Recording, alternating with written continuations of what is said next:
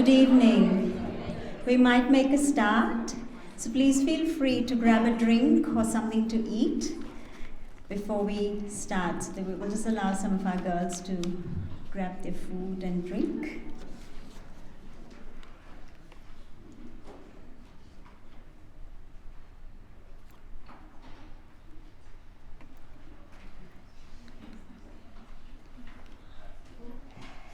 Welcome everyone.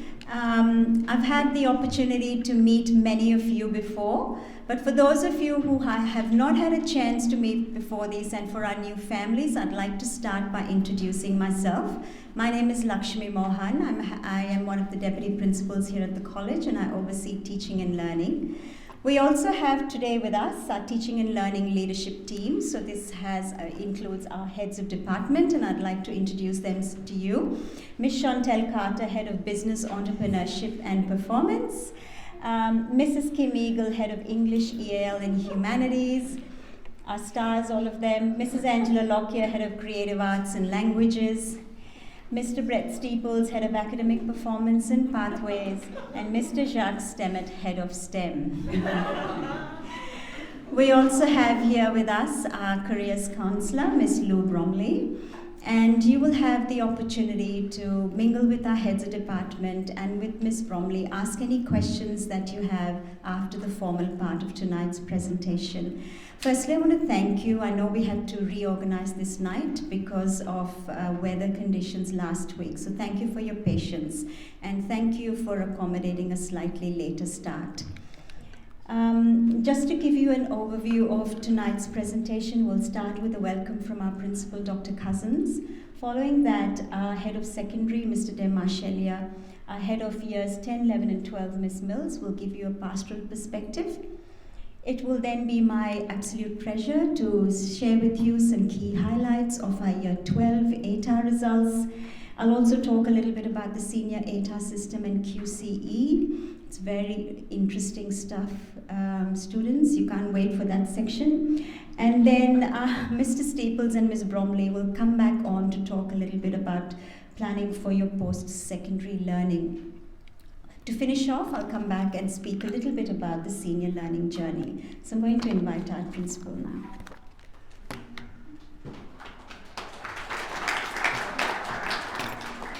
I'd also like to add my welcome for those of you who I haven't had the pleasure to meet. My name is Andrew Cousins and it is my pleasure to be the principal at Clayfield College. I mean, really tonight is about starting and continuing the questioning journey. And I think particularly for the students, it is really your opportunity to set the goals for the year ahead or maybe the 2 years ahead, and really to use the resources that you have at your disposal, which includes all of the staff that are sitting out the front here. I saw a great poster recently which said 7 rules of life, and I just thought I'd share a couple of these, and these are particularly for the students. One of them, it said don't compare. And I think, you know, for me it said the only person you should try to beat is the person you were yesterday. And I think that that's a really important thing as we're sort of on that journey, to stay calm. Do you know that I think at times there are things that sort of don't quite go our way. You know, take a deep breath. We are also here to help you, and it's on you. You know, the journey, it is up to you. You are in the driver's seat. We are absolutely here with you. And to support you, and I really include, when I say we, I mean your parents and the school. You know, we are in partnership and we work together, and when we work together, great things happen. And so I really do encourage you, if there are things that you are concerned about or there are questions that you have, to make sure that you ask them. I think that what we find with students in that Year 11 and 12 journey is those that ask lots of questions are the ones that really succeed in the end, because they're not frightened to send that email to a teacher, they're not frightened to put their hand up in class, because the reality of it is, when you have a question, there are quite a few other people that also have that question, and someone is just really relieved that they didn't ask the question. So be courageous, be the person to ask the question, and I really encourage you to do that as frequently as you need to. And I'll hand back to, who am I handing to? You? Yes? Okay, to Mrs. Mohan again. Thank you. I'm now going to invite Mr. D and Ms. Mills. Hello everyone and welcome. Thank you for coming out on a Tuesday night, and thank you to our students, boarders, as well as I can see a lot of year 11 and 12 girls that have come along from home with their parents and some without. So thank you so much for coming along. It really means a lot. Look, with regards to pastoral care in year 11 and 12, many of you would have heard our philosophy on pastoral care over previous years. But for those that are new, pastoral care at Clayfield is really about belonging. We know when you belong to a community, when you feel that you are known, you're valued and you're understood, when you have a strong sense of identity and partnership with the school, we know that flourishing is something that happens as a result. We also acknowledge that academic achievement, and we're going to hear about some wonderful achievements in a moment from our previous cohort, are a result of being well. We don't put wellness and well-being as a result of academic achievement. That's putting the cart before the horse. We need to feel well before we perform well. And that's not just with academics, that's on the sporting field, that's on the music stage, that's at home in your family life, that's within yourself. Okay, so my encouragement to you girls tonight is that do put some time into every single day for your well-being, your mental health. Look after yourselves, particularly our year 12s, because it's a journey this year. So what does that mean in terms of quantifiable data? How do we actually measure success with our wellbeing programs? Well, we have what we call Educator Impact Pulse, which is a simple kind of exit card that students complete once a week in their pastoral care class. And there's a few questions that are rotated through each week. It's churned through an algorithm or two. And what we get on as a pastoral care team is we get this beautiful data in colourful graphs that says where an individual is, where a cohort is, and where the whole school is in terms of things like feeling valued and safe, feeling healthy, having material basics met, how are we going with learning and participating in the school community, a positive sense of identity and what have you. So we use that data not only to plan and implement responses to certain trends, but also as a way to identify students that might need some assistance or to celebrate certain areas that are going really well. Our head of years 10, 11 and 12 is a person for year 11 and 12 girls, particularly as you're about to embark on the academic journey and what awaits you. Pastorally, she is your go-to. I think what's wonderful about this school is that we've got, if I just pick randomly, Mrs. Lockyer might have taught some of you students when you were in prep. I might have taught some of you students when you're in year 6. Miss Mills might have taught you food tech when you're in year 5. We are the custodians of your stories and we're still here for you. And what I want you to know is that as a pastoral care team, we're really here with you to support you through this journey. And families, you're along for the ride as well. So I'll introduce Miss Mills to the stage and she'll talk about our Care at Clayfield program. Good evening, everybody. Our Care at Clayfield program came to the forefront when we changed from being through our vertical pastoral care system to then integrate a horizontal pastoral care system. So previously we ran just houses where all of our pastoral care teams were led by heads of house, and that was through each of our 6 houses that we have here. We now still have with us house leaders that look after our inter-school events and the day-to-day running of the houses, and then we have 3 heads of year. I'm lucky enough to look after the year 10s, 11s and 12s. I've had some of these students since grade 9 and worked all of my way through with them, and it's wonderful that I'm there to be the ambassador for them. I can look after all of their day-to-day needs, long-term needs, but also help from a family perspective as well if we need to have communication going both ways. So you are at the forefront of your senior journey at the moment, year 11s, year 12s. You are midway through. These lucky 3 over the side, they've crashed out the gate and they're going to tell you about their stories shortly.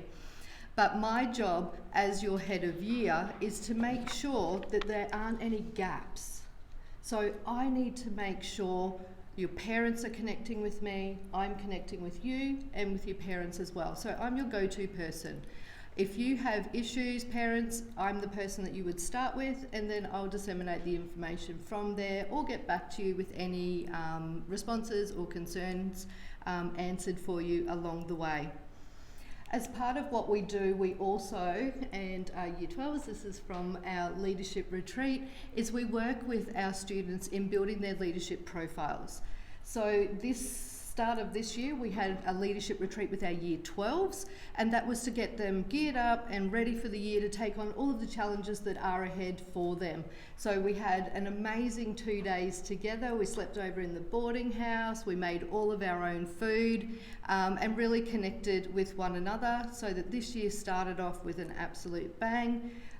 Ready to go. This was at the end of the start of our pool challenge and our sporting outdoor activities that we were running along the way. We build in these ideas though through our Wellbeing and Foundations. So Wellbeing and Foundations is a session we run each week on a Wednesday, and we also run a year level meeting on a Monday. Through that time, we look at study skills, which is what we've been focusing on thus far. We're going to move into goal setting in the next couple of lessons so that our students can forward plan for their semester to ensure that they're maximising the staff that are available to them. You have wonderful resources that are here, the tutorial sessions that run before school, during lunchtimes and after school, and that you maximise your prep time borders, but at home work time for our day students as well. This is the crucial time for you. You're at the pointy end now. There's no more of the going down the rabbit hole of social media or getting yourself into just that Netflix, I can't stop watching. We really need to be able to break away from that and move into starting to get our study back on track. We also work on service quite a bit, leadership skills, and most importantly, and this is what we do with our Year 12 cohort, is our life skills. Just simple things. How do I get a tax file number? How do I change a tyre on a car? How do I apply for a bank account? How do I apply for a bank loan? Any of those types of things. How do I get a rental after I finish school and I've got to move out? So there's loads and loads of things that we need to equip our students with to make sure that they're going to prosper once they leave our safe gates. So for us, we need to make sure that we set them up for real positivity post-school and success along the way. We also at Clayfield build our values education into everything that we do. So these are the foundation of our learning, these are the foundation of our wellbeing program. So we care for ourselves, for others, we care for our community. So we make sure that we are that person that is putting that out to everybody. We have integrity for ourselves, integrity within our college and amongst our peers. Resilience, which was our theme for last year, building resilience in you and me. Our grade 12s last year set amazing foundation on how to build resilience, how to work through our troubles, and then build onto that next layer of our lives. And respect. Respect for yourself, respect for others, respect for our community, respect for property, etc. So everything that we do within the college is centred around this values education. So I, just to recap, am your point of contact. Any queries, questions, concerns, just head them my way. You should have had emails from me, parents, students, you know the door's always open for you, so I'm there for you. And I'm now going to hand back over to Ms. Mohan. Thank you, Ms. Mills. So it is now my pleasure to be able to share with you some of our results from last year's 8-hour results. But before that, I want to extend a really warm welcome to 3 of our scholars, our Year 12 students from 2023, Hannah, Gina and Rachel, and you will hear from them very shortly. So they're going to share a little bit of their journey and their experiences with you. So welcome, girls. Thank you for giving your time so generously. So moving on to these results, Before I say anything, I really would like to take this time and opportunity to congratulate our Year 12s of 2023 whose hard work and efforts have resulted in these results. But I also want to acknowledge our teachers, our heads of department, heads of year, who go above and beyond every day to support and guide our students both pastorally and academically, and all of that is reflected in these results as well. So starting off in our 2023 cohort, we had 91% of the cohort pursue an ATAR pathway and 9% chose a non-ATAR pathway. That is I would like to pause here and say a Clayfield education is all about what we are here to do is to personalize the individual student's journey. We don't put all of our students into the one bucket and say you have to do an ATAR. We look at holistically where their interests are, where their abilities are, what is it that they want to do post-schooling, and then we personalize that journey. Every single student achieved their QCE, which was wonderful. We offer a range of senior subjects, and across those subjects we had 169 results that were published, and 79 of those were either an A or a B standard. So that speaks to the depth of the results that were achieved by this group or this cohort as a whole. Looking at some cumulative results, we had 21% of the cohort achieve an ATAR greater than or equal to 95.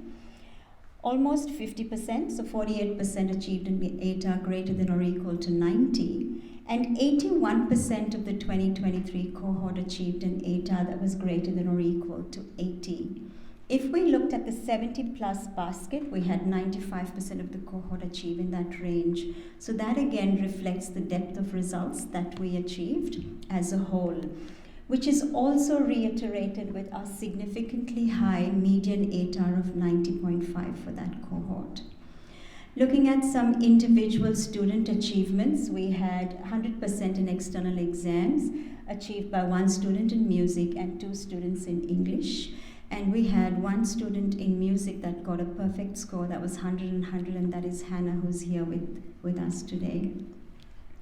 Looking at the results through a few different lenses, if we looked at students who achieved a mark of 90 or above in their subjects, we had 35% of the biology cohort, 46% of the chemistry cohort, 50% of the music and music extension cohorts, and 50% of the physics cohort achieve a mark of 90 plus.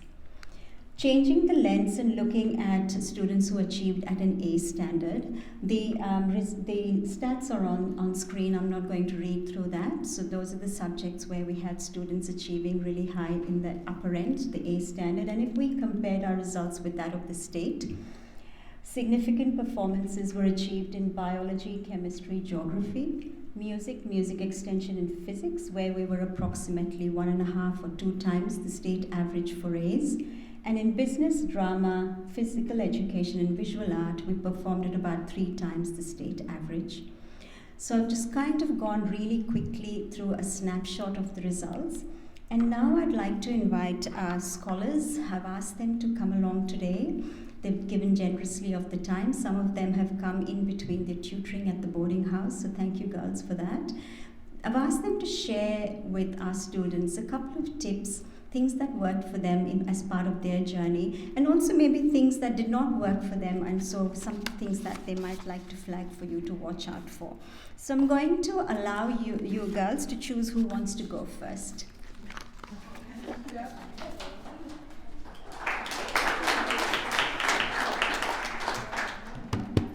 Alright, so I started at Clayfield in year 11, so if any of you are new, I know it's very overwhelming, but I promise you can do it. It's a great school and you will love it.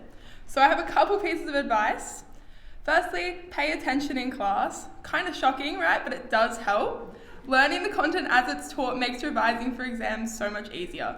You simply aren't going to be able to teach yourself the content for a year of every subject right before an exam. You will, however, be able to remind yourself of what you learned and relearn the little details you've forgotten. Hand in drafts. You may think your assignment is perfect, but you don't mark your assignment. Draft feedback is super valuable because it tells you how the person who gives you a grade would improve your work. It also gives you a backup assignment in case something goes wrong. Go to tutorials. I'm not saying go every week for every subject. I don't think I went to any. But I'm going with, it's probably a good move, guys. I regretted not going. Miss Eagle, stop laughing at me. If something didn't make sense in class that week, go to the tutorial and ask, because they will help you. Loads of your subjects will build on prior knowledge, and teachers are not fond of the excuse, oh, that never made sense to me, when it was taught a year and a half ago. Stay involved in the things you enjoy. For the Year 11s, there are essentially 2 full school years to go. Quitting things you enjoy isn't going to help you get to the end. It might be a good idea to be a bit more selective, but playing a sport, being in a band, seeing your friends on the weekend, none of these things in moderation are going to overwhelm you, and they will give you something to look forward to. Don't be too hard on yourselves. None of you have the same constraints on your time and your energy, and therefore it's unrealistic to expect everyone's best to be the same all the time. In our spec class last year, I got a 9 out of 15 on my IA3. Pretty shocking. Mr. Grice was disappointed. Was I thrilled? No. But I couldn't actually do anything about it once I got the grade. So learn from what you do wrong for the future. Obviously, you need to learn about the content, but also how you study. If you normally start studying 3 days before an exam, or 3 hours before an exam, I would highly recommend you maybe rethink that choice. Huge amounts of material for all of your classes are only going to make sense if you give it enough time and practice. Finally, you shouldn't just study the stuff that is easy or your favourite subject. I just did a lot of geo study because I was like, geo's fun. Yes, but it's like, geo comparatively was not hard. And if I sat there and I only studied for geo, spec's gonna fall off the wayside and I'm not gonna be able to do it. Study the content that makes your head hurt, because it will eventually start to make sense. And when it finally makes sense, then you move on to something else. Those are my tips. Gina's turn.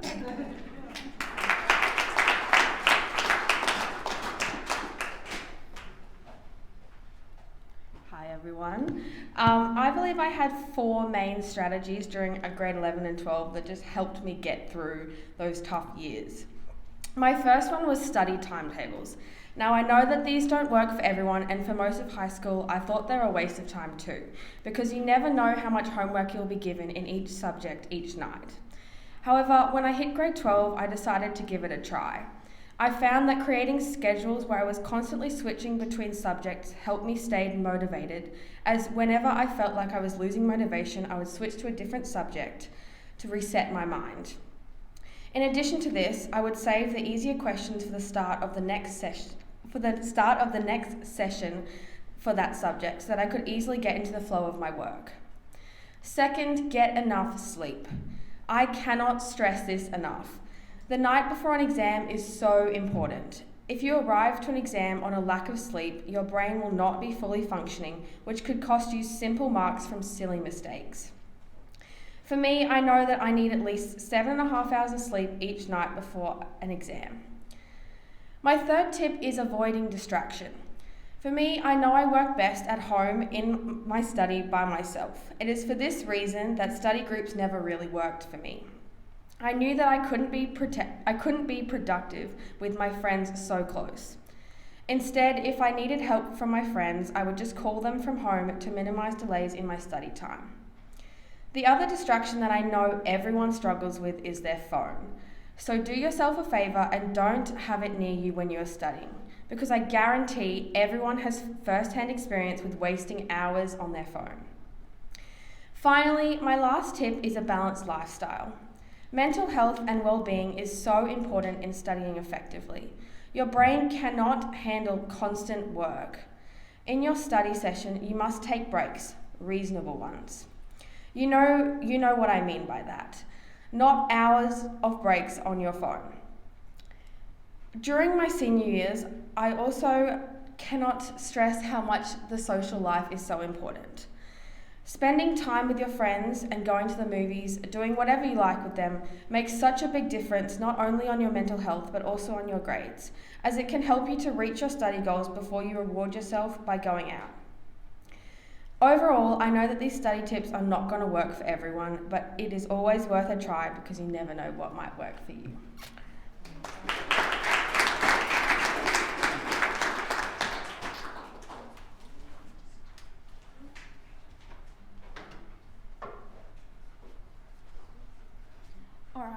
going to be very brief, and I'm also improvising, so we'll see how it goes. It's not easy, but it is possible, and I'm proof that it is possible, because it certainly wasn't a good time, but I made it. What's really important for every subject, but in particular for maths, is don't be afraid to go back to basics. So I started off grade 11 studying grade 10 because I just knew that I had to, and I used my spare time going way back, and it really did pay off. It helps you get marks, and it makes everything else make a bit more sense. Also, really use your resources, and that's not just textbooks and OneNote. I mean, like your teachers, and I'm someone who did go to tutorials and it was worth it, so there's the other side of it. And also your time. So I found sometimes if I had homework, I would do my homework at lunchtime so that I could go home and do my study. Sometimes that just worked better for me, but it's about finding what works best for you. Sleep is really important, but also the stuff you do in the lead up to sleep is also really important, because being on your phone affects your quality of sleep. And also, for some reason, I found it was really useful for my study. So I would find little concepts that I wanted to memorize overnight and just read them, and it sticked. So, and this is a very general one. Try and do whatever you can to find interest in your learning again. Try and keep it a bit broader than learning for an external exam for an ATAR.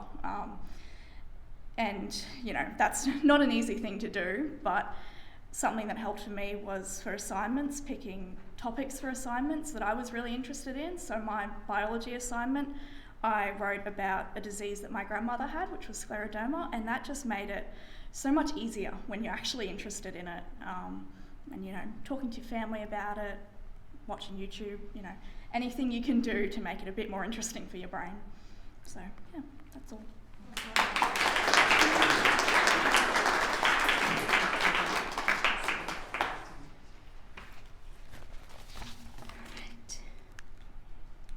All right, moving on to the ATAR and QCE. I hope you've all had a chance to get one of these information booklets on your way in.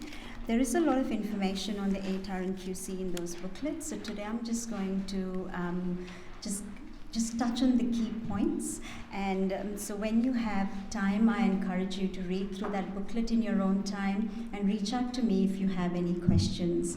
So when we're looking at a Year 12 students' results, there are two aspects that we are looking at, the ATAR and the QCE. They both have very different purposes. The ATAR ranks a student against every other student in the state, and it's a number between 0 and 99.95. The main purpose of the ATAR is to assist with tertiary admission, so admission into university courses, and the ATAR is issued by QTAC, which is the Queensland Tertiary Admissions Centre. The QCE is also a number, and the magic number is 20. Students will accrue QCE points by studying a suite of subjects, and the QCE basically certifies learning at a Year 12 standard. It is used by employers and the general community. And the QCE is issued by the QCAA, which is the Queensland Curriculum and Assessment Authority. So just talking a little bit more about the ATAR. To get an ATAR, a student must study a minimum of 5 subjects. Most of our students will study 6 subjects. The 5 subjects could be 5 general subjects, could be 4 general subjects and a vocational course of a Cert 3 or above, including diplomas, or it could be 4 general subjects and an applied subject. Some examples of applied subjects that we offer here at the college are essential maths, essential English, sport and rec. Now, in each of those general subjects, there will be 4 pieces of assessment, 3 internal and 1 external, and it's only Unit 3 and 4 work that contribute towards the ATAR. So it's Year 12 work, and for all of our Year 11 students, you will start your Year 12 work in Term 4 of this year. So we have 3 pieces of internal assessment which our teachers will write, but we can only administer that after it has been endorsed by the QCAA. Those internal assessments will be again marked by our teachers, and the students will be provided a provisional mark till it is confirmed by the QCAA. So the mark is provisional till it's gone through confirmation.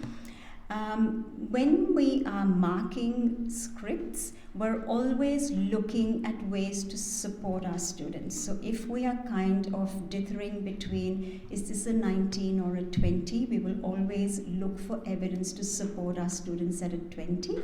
But I have to reinforce that it does come back to having to be confirmed by the QCAA. The really good thing is, amongst our teachers and our heads of department, we have confirmers, we have endorsers, we have external exam markers, we've also got external exam item writers. So our staff give a lot of their time. They do all of this work in their own time. So it is professional development for them, but it's also their way of giving back to their own profession. So we're really grateful to our staff who do that. So once a student, then the external exam in every subject is written and marked by the QCAA.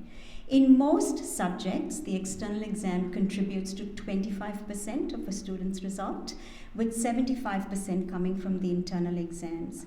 The exception is the maths and the sciences, where 50% is from the internal and 50% from the external exams. Once a student has completed all 4 pieces of assessment, the QCAA will have a raw score, a mark out of 100 for each of the subjects that they study. And at that stage, that raw score will be handed over to QTAC, because it's QTAC that issues the ATAR, like I mentioned a little while ago. At this point in time, QTAC will apply what is known as an inter-subject scaling, which basically is done to reflect rigor. So the thought process behind that is perhaps there are some subjects that are a little bit more challenging or rigorous to study. For example, maybe your specialist maths or physics, and students should not be penalized for choosing to study more rigorous subjects. That's the thought process behind that scaling.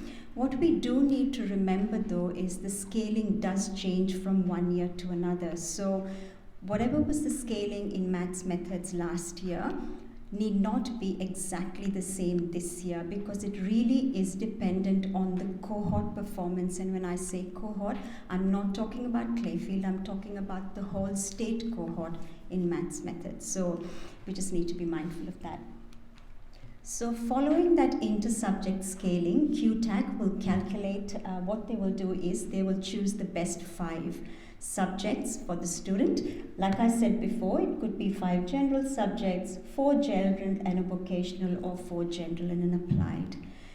Using that, they will rank students. But before I go on to the ranking then, getting a C in English is a prerequisite for being awarded an ATAR. So the English mark need not be amongst your best 5, but you have to pass English to be able to get an ATAR. So the ATAR, like I said before, ranks students in the state. All of the students will be ranked post their scaled score, and the increments move in 0.05. So the highest ATAR a student can achieve is 99.95. The next bracket is 99.9, following that's a 99.85. So it moves in increments of 0.05, which gives us 2,000 divisions between 0 and 99.95.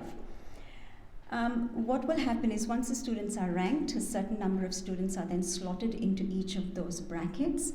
The number of students that go into each of those brackets depends on the total number of students each year who are doing an ATAR across the state. With regards to the reporting, if an ATAR is between 30 and 99.95, it is reported as a number. Anything below 30 is just reported as less than 30. Moving on to the QCE then, I said a little while ago the magic number is a 20. Students will accrue QCE points by the studying different subjects. In any general or general applied subject that a student studies in year 11 and 12, there are 4 units of work. On successfully completing a unit of work, a student is awarded 1 QCE point. Once again here, we recommend that students study 6 subjects, and most of our students will study 6 subjects. That's because when you study 6 subjects, you potentially are aspiring towards a QCE of 24, because there are 4 units, 6 subjects, you can get up to 24 points. For those of our students, if you stick yourself to 5 subjects and you're really not giving yourself any room, or there's no buffering at all, the max you can get is 20 points. If something goes wrong in a unit of work in one of your subjects and you don't get your QCE point, then your QCE you're in danger of not achieving your QCE, and that's why we encourage our students to do 6 subjects. So the set amount is you need 20 points. The set standard is you must get a C in the unit of work to get that point. A set pattern, 12 of those points should come from core courses of study. And finally, students need to tick off the literacy and numeracy requirements. There is a lot of information on the QCE in this booklet, including some student examples of different combinations of subjects and how that contributes to their QCE. So the next evening, when you don't have much to do or you're looking for some light reading, I encourage you to please read through the book and reach out if you have any questions. The other bit that is included in the booklet is a little bit of information about ARA, which stands for Access Arrangements and Reasonable Adjustments. So these are actions that schools put into play for students who perhaps have a disability or have a medical condition or are just experiencing certain circumstances that prevent them to attempt assessment on the same basis as other peers in their cohort. So a couple of things I need to flag. In year 10 and 11, the ARA that we sanction students is very much aligned to the ARA that the QCAA allows in year 12. So that's one. The second thing is ARA in year 10 and 11 is school decided. So we decide what the student gets. We don't make it up. We ask you for supporting evidence from your GP or the treating specialist who might be taking care of your child. And based on the recommendations of the doctor, we then sanction ARA. However, when a student goes into year 12, when they start unit 3 work, and I said that will be in term 4 for all of our year 11 students this year, we have to apply for ARA to the QCAA. So on your behalf, the school applies for ARA. And often at that stage, so around term 3 of this year, we might ask you for some updated medical information. That is because for a number of those medical conditions, we require 6 months validity of any medical certificates. So I guess that part is really important because the information that the doctor provides us allows us to apply for the ARA. So we obviously want to support our students the best we can, and the way you can help us is to give us really comprehensive medical information. All right, I'm now going to hand over to Mr. Steeples, who is our Head of Academic Performance and Pathways, and he'll talk a little bit about planning for post-secondary learning.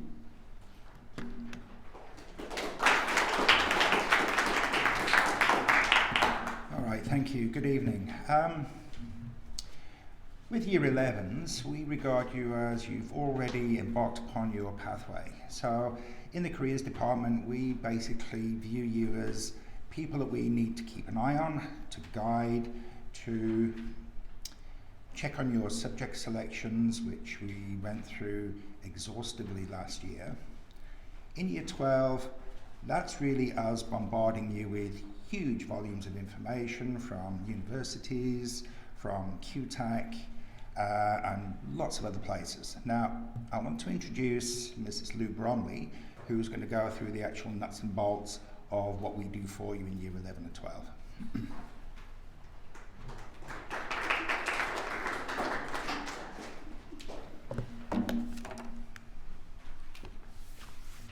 There I am. Okay. Year 11 and 12, you're in the moment, you're right, in the Exit Prep Program, EPP. Now, Year 11s I see for 1 lesson a week, which is careers, and Year 12s I see Year 11 I see you once a fortnight, and Year 12 I see you once a week. But at Year 11s I also see, because I have you for study as well. But that's more of a silent time. I don't actually bombard you with anything during that time. So for example, tomorrow I'll see Year 12s for careers, and we're going to be dovetailing a bit more into SMART goals and goal setting. And Year 10 as well is on my timetable. Now we've got lots of things planned. So Defence Force is coming up in a couple of weeks for one of the year levels as an example, and we also have a university coming up this term as well. So we get the unis to come to you, we get TAFE to come to you. We have Elevate Education as well, and they're a private provider of a lot of study skills and preparing for tertiary study as well, like what's the difference between being here in high school versus uni. So depending on your year level, it depends what they'll talk about. And also the ATO, that sounds a bit ominous, but they're going to come and talk to you about things like TFNs, tax file numbers, being a worker. So if you haven't had a job yet where you had to have a tax file number, no judgment, this is something that you really need to know before you embark on your employment journey. So we've got some of the things we're going to do. We're going to create a career profile, lots of exploration around study and further training. We're going to explore occupations and industries. So if you haven't got one yet, we're going to do something like a CV or a resume, and how do you actually draft a letter of application or apply online, or even actually in person. That still does work. There's so many things that we cover that are online, but also how to network in person, and that word network is going to be pretty important later on in my slides. Also, creating a LinkedIn profile. So how does the world find you? Then how do you run your own PR campaign? So how do you want to present yourself to anyone looking at you online as well? Part of my role is this, assisting students with information on effective study habits. So that's what we're going to be doing tomorrow, Year 12, no pressure, take note. We've got there creating timetables, and we've talked about things like with the former Year 12s from 2023, you know, you get your study planner, you get this study timetable versus how that Year 12 student actually used schedules to go switching between subjects. That spoke to me a lot about some things that I've seen that have worked really well with students over the years, and I'll be doing that a lot one-on-one or in the careers lessons with your daughters. And there I am, study plans as well. And I want to just emphasise here, as a little bit of a hint, you've heard lots about the internal exams versus external exams. Those external exams really are a model for what tertiary study assessment looks like. And it starts to prepare you for a timetable block of external, well, literally external. It's set by an organisation that's not us. And how you actually set your time when you're on study break to be able to turn up to these exams, prepared, do your bit, and then leave. And this is a great model for uni light. So if you are, contemplating uni, the external exams are setting you up for what does that look like later. Now we do have the ability as well to tailor the program according to your needs. So I've been asking Year 12, I've sent one email, and I feel so proud because I'm as shiny and new as the shoes I chose to wear tonight, and if you can't see them, they're foil pink. So Year 12 got my inaugural email through the system, and it worked, to ask you, hey, what do you want to do for our women in industry, the networking evening that's coming up at the end of this term. I told you networking was going to be important eventually. So something that's coming up in your calendar in the last week is on the 26th of March. Again, learning those face-to-face skills about meeting strangers and asking them questions about, hey, what do you do? Do you like it? What don't you like it about it? And that kind of thing. And learning about networking 101. So this is my goal for tomorrow, because the system didn't work yesterday. Schoolinterviews.com.au. I'm going to be sending that out to you Year 11 and Year 12, so you can come in and book me because you can see when I'm available.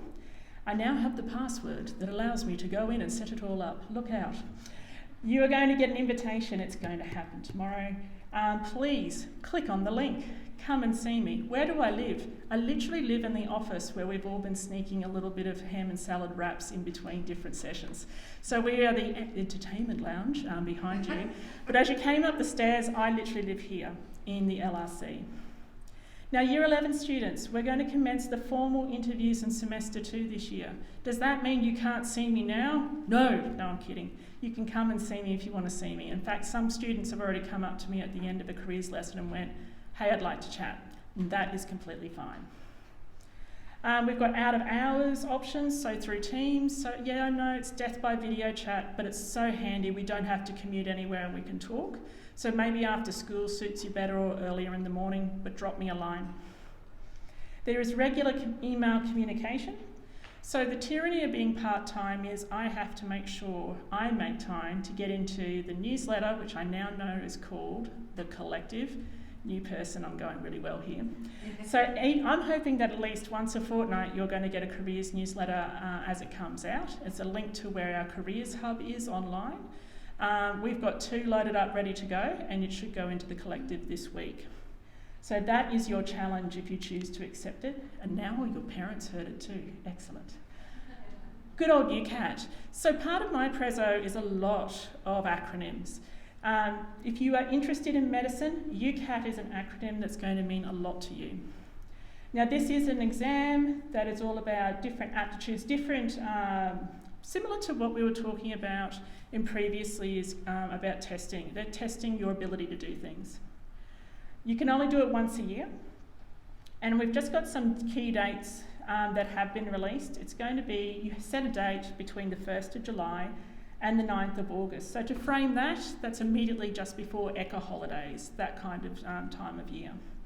And July 1st will fall in the school holidays as well. You need to actually go through and book it, and the best place to go is the UCAT website just down here. They also do free practice materials. And there's a big debate, should I pay to go and do, some of these UCAT training sort of things? I'm going to put it to you, this is actually a decision that we will make together about whether that's something you do need, but definitely use what's already there because you'll have to pay a fee to do the exam as well. QTAC. Most stuff kicks off, as Mr. Steeples already hinted, term 3. It is all on like Donkey Kong, as my generation says. So from late July, QTAC start doing information sessions. Late July is also typically when, or early August, I'm going to say the word typically starting to come up again in my prezzos. By the latest early August is when the portal opens. That's 2 things. So that's when you can actually set up your ATAR portal, and we've just got it there. The ATAR is released around mid-December. Sometimes it's the Friday before Christmas. Early Christmas present, or you might get, what we've got here is an early offer. So some universities like to lock you in. They like to know well in advance that you're coming to them. Thank you very much. It's a really good way to use sometimes the first 3 units of your study results. They'll make an offer on the basis of what you've already achieved. You still do need to make prerequisites. You can't just get in for free and just Skype through Unit 4. But this can be a great way to alleviate stress. If there's a uni you want and they have an early offer scheme, I highly recommend being really aware of that. The timing of that is actually around, I'm just going to say something here. We've got offers here just before Christmas, but there's also early offers earlier in the year around May. So we'll guide all your students when that actually is open. We've already started to talk to a student about it. It's like, cool your jets, there's no information out yet. And we will keep disseminating that information through the collective as well. This is a really important bit, probably one of the most important things that I can say here. Once you've done your preferences, you actually have time to change them. QTAC doesn't lock you in, take your $54 or $45 to apply and then run away and it's all locked out. You can change those quite a bit. You might have to pay extra if you change them quite a lot. But I do want to let you know that you can change. Once it's done, it doesn't mean that it's set in stone.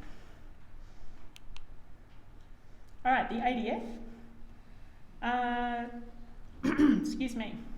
We've got the ADF coming to talk about all sorts of things in a couple of weeks, including apprentices, traineeships, as well as ADFA, and also non-officer type of careers. In fact, I could have done a whole 45 minutes just on what they can do alone. We've also got TAFE pathways here. We just want to give an example too. Some things are quite powerful at TAFE if you want to do something that is employment driven first up, like a diploma of nursing, which is an excellent example of that, because you can start working as an enrolled nurse at the completion of a diploma, but then you can also get into a Bachelor of Nursing on the basis of that. but you're working as an enrolled nurse while you're studying that university pathway too. I used to do a lot of spreadsheets around, are you better off employment-wise between those qualifications? And there was some very compelling data around those sort of pathway. There's also vet training courses. These can be combined with an ATAR. You've just seen actually some combinations of that. And again, this is about personalised pathways. I want to emphasise that too. I might be only 3 weeks new, but if you come and talk to me, you're not going to get a generic response about where you're going to go and what you're going to do. There I am. I'm not on the teaching and leadership team, so if you want to jot my email down, this is your one chance. If you want to take a photo of it, there I am. And like I said, I literally live here in the LRC, but if you call reception, they'll patch you through. So if there's something where you don't get to ask me tonight, either as a student, come and see me, or shoot me an email or call the school. Are there any questions? I don't dare ask. All right. I'm going to hand it back to Mrs. Mohan. Thank you.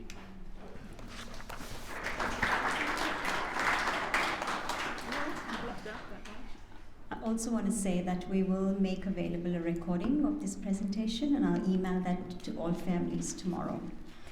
So just moving on, we've heard obviously a lot about internal assessment, external assessment, the QCE, ATAR, but what does that actually mean for our students and their learning journey? We're obviously now in a system where our students have to sit an external exam, which is pretty much unseen. And as I've mentioned, in some subjects like the maths and the sciences, that contributes to 50% of a student's result.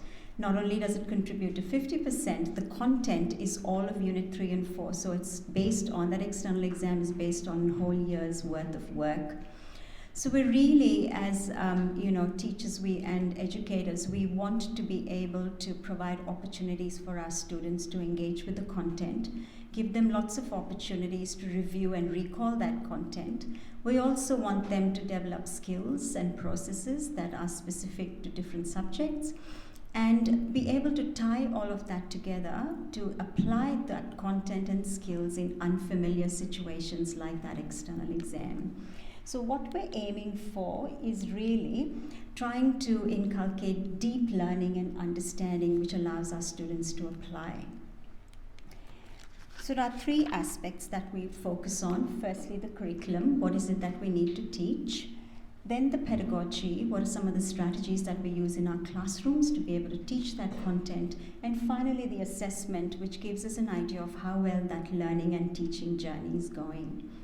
With regards to the curriculum, in year 11 and 12, we do not have any flexibility. The QCAA gives us a syllabus, and that is what we need to teach. But what we have done is we've taken that syllabus in key learning areas and backward mapped that all the way down to year 7.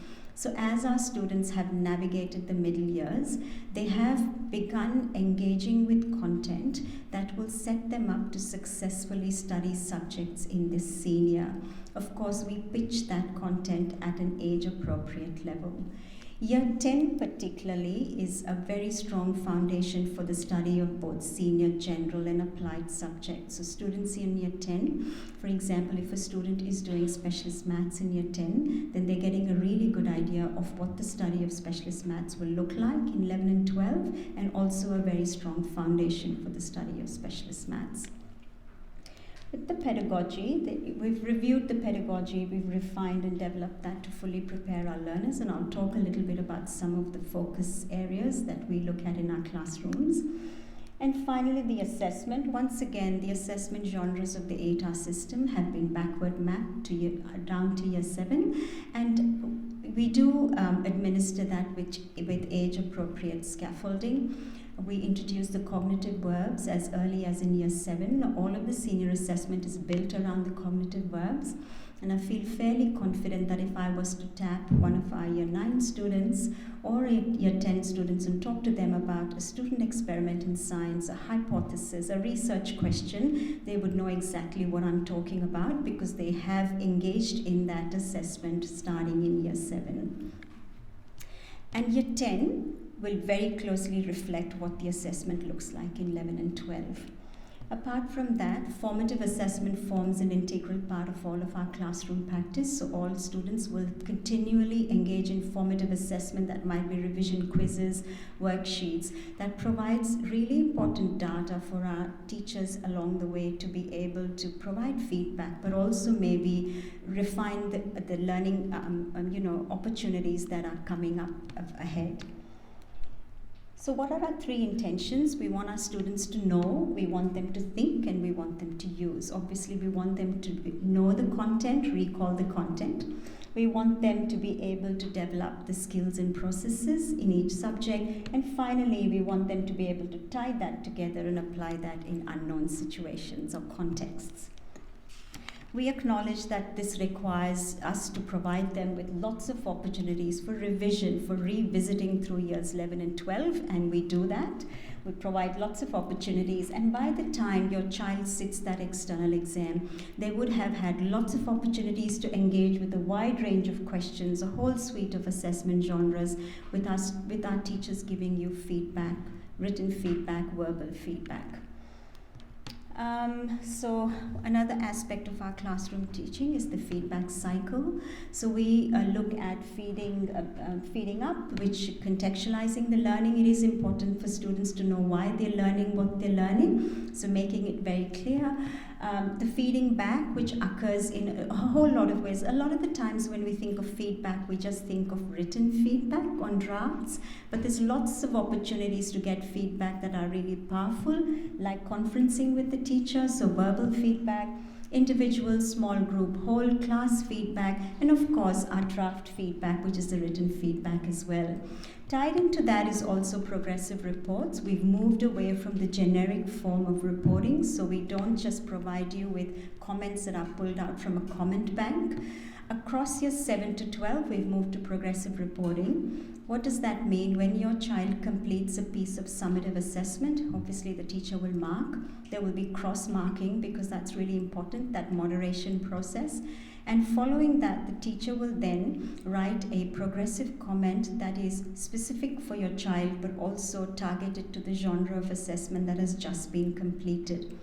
What can you expect in that progressive report? Some information about behaviors of learning. So in the lead up to that assessment, what were some of the behaviors of learning that your child exhibited? Like, did they come to class on time? Did they have all of their equipment? Did they complete all of the class learning? Did they complete the home learning? If it was an assignment, did they seek feedback and then did they act on that feedback? So some information about that. There will also be a few feedback comments, things that went really well, and also, really importantly, some feed-forward comments. If they were to repeat that piece of assessment again, what could they do a bit differently to be able to improve their results? So parents, our teachers spend a lot of time actually personalizing these reports, and I encourage you to get into the practice of reading the reports with your child. How would you know that a progressive report is available? The teacher will email you to let you know that that has happened. And then if you have a chat with your child, give them a pat on the back for things that they've done well, but also help them set some goals for the future. So yes, the senior years are challenging, and we do expect our students to face some challenges, some roadblocks, some turbulence. Definitely the step up from 10 to 11 is there. And as parents, being a parent myself, our first instinct is anytime our child faces a roadblock or a challenge, our instinct is to step in and try and solve that for them. But when we're doing that, we're actually not helping them. Parents, I encourage you to allow your children to feel a little bit of discomfort. If they're not feeling uncomfortable, then we're really not extending them and we're not doing our job. So what we really want to encourage in our students is that growth mindset. Allow them to have some challenges.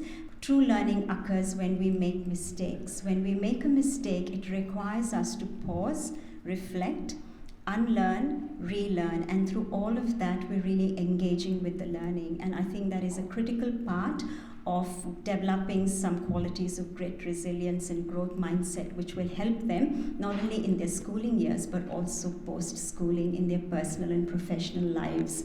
So we want them to learn and understand deeply, whilst nurturing their well-being. So we will extend them, but we'll do that in safe and supportive learning environments because we want to develop their resilience and allow them to experience future success. So there's lots of safety networks available to support our students as they navigate the challenging years 11 and 12.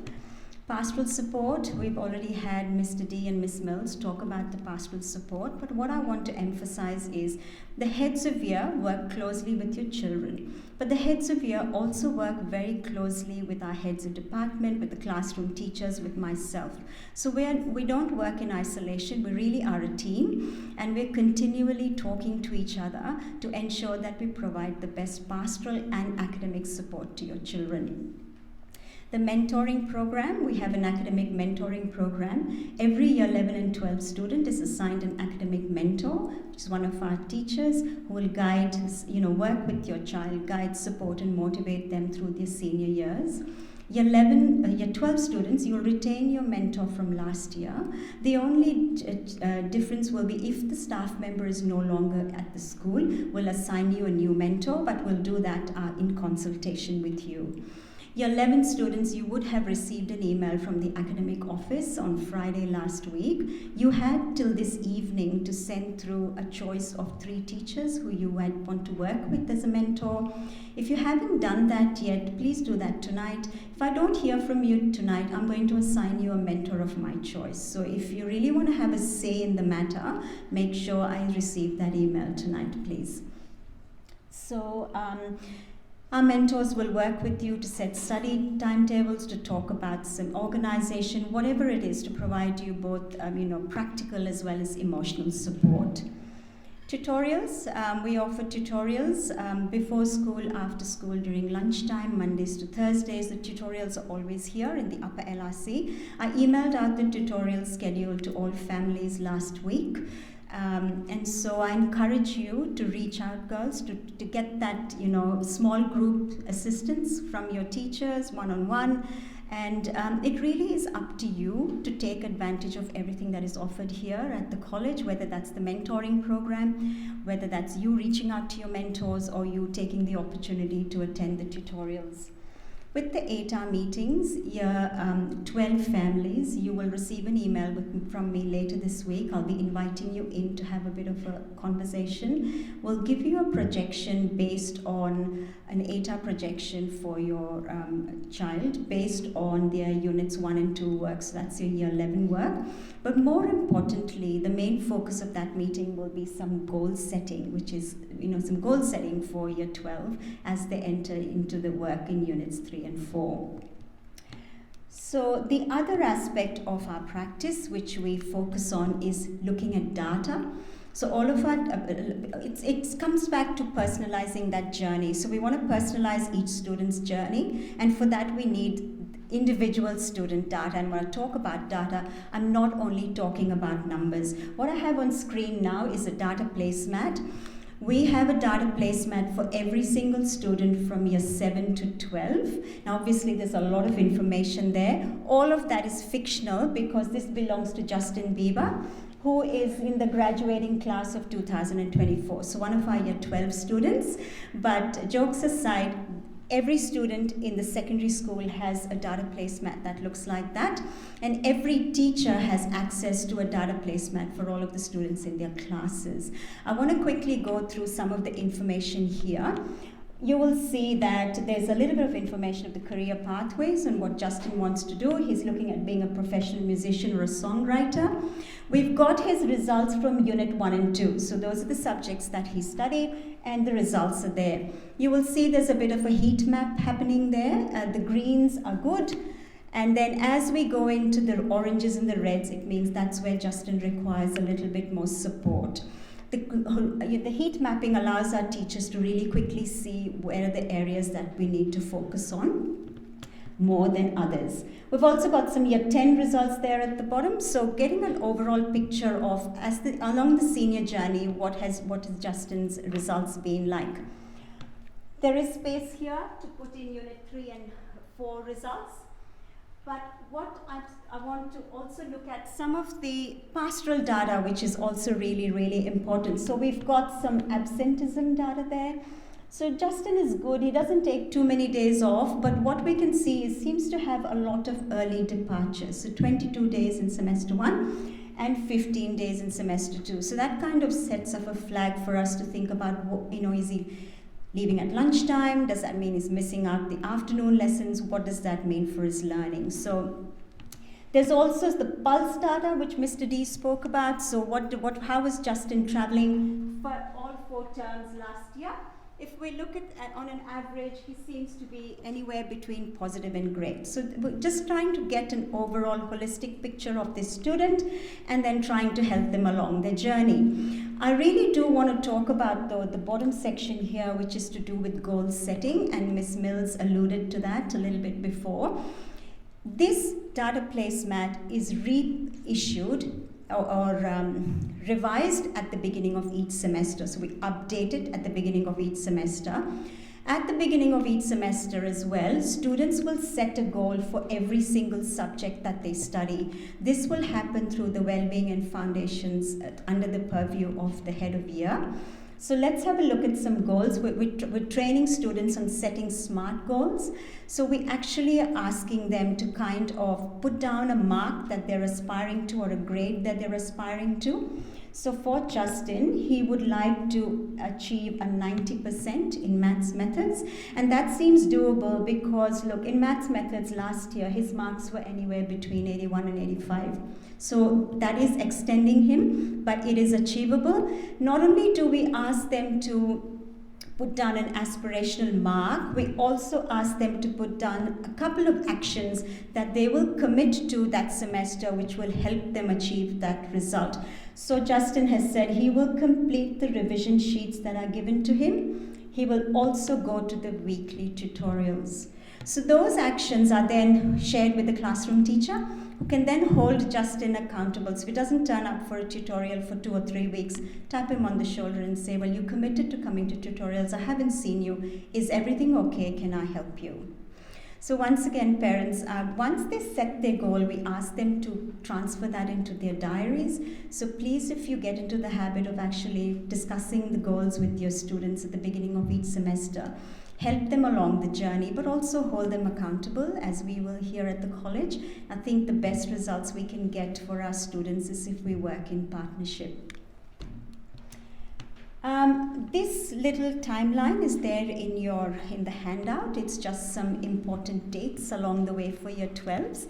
There is a similar timeline for the 11s. For the 11s, I just want to mention we will watch your progress very carefully in Unit 1 across all of the subjects that you study. And at the end of Unit 1, if we feel a student is really not performing as they should, there will be conversations with the head of department, with myself.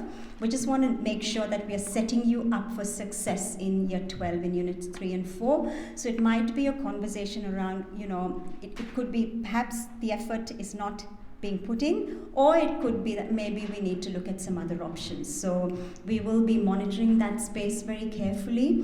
The other thing is that we don't encourage students to change a subject in the middle of a unit. That is because that puts your QCE point in jeopardy. So if you don't complete enough work in this subject, and you don't have enough work in the subject that you've changed to, you're going to miss out on your QCE point on either side. So we want you to finish a unit of work before you think of moving.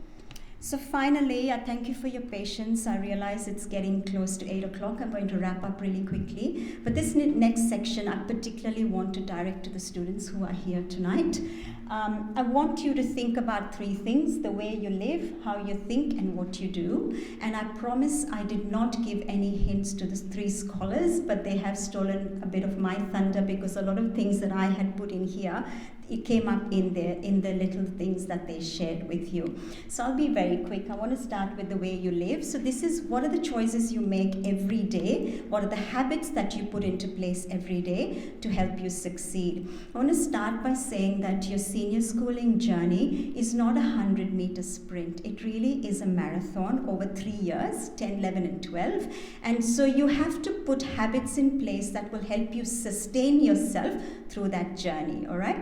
So the first thing I want to talk about is sleep, and that's come up earlier this evening. There's a lot of evidence, research evidence, to suggest that when we are sleeping, the nerve cells or the neurons in our brain that have been used during the day in different activities, including the learning activities, they are reactivated multiple times. It's like like a little film playing repeatedly, and that is what helps us make memories. So if you're not getting enough sleep, you are not allowing your brain to make the memories that it needs to consolidate the learning. So make sure you get enough sleep. Obviously, the nutrition, we all know the importance of having well-balanced and regular meals for our physical and our emotional well-being. Exercise, the importance of exercise cannot be overemphasized. On our overall well-being, but also there is evidence to suggest that when we exercise, neurogenesis is happening in our brain, so new neurons or new pathways are created, which again helps with memory tasks. And finally, balancing it all. So, balancing your work at school, balancing your sleep, your exercise, balancing, doing things that you really enjoy, whether that's spending time with your friends, going to the beach, taking your dog for a walk, whatever that may be, finding that balance is really important. You can find it, but it requires you to be really organized. The second bit is the way you think. You are really the best determinants of your own learning, and it is important, like I said, to have that growth mindset. The way you need to think really is, I'm not quite there yet, but if I'm willing to be committed, if I'm willing to seek feedback, if I'm willing to put in the hard work, I can get there. So it really is up to you. And the third part, which I think is the most important part, is what you do, because that requires you to take some action. You might have a great mindset, but if you don't do anything about it, well, that's not much use, isn't it? So I want to just talk about 4 things very quickly. Know your purpose, be intentional, be reflective, and be tenacious. So knowing your purpose, for every subject that you study, you really should have a goal. You should be entering your classrooms with a purpose, with focus. How many of you actually look at your term planners and see what is going to be taught this week in class? How many of you get into the habit of having a preview of the work, reading through the textbook sections before you go to class? Literally flipping the classroom. So little things like this can make a big difference. So you really need to think about, why am I studying what I'm studying, asking those questions, being purposeful.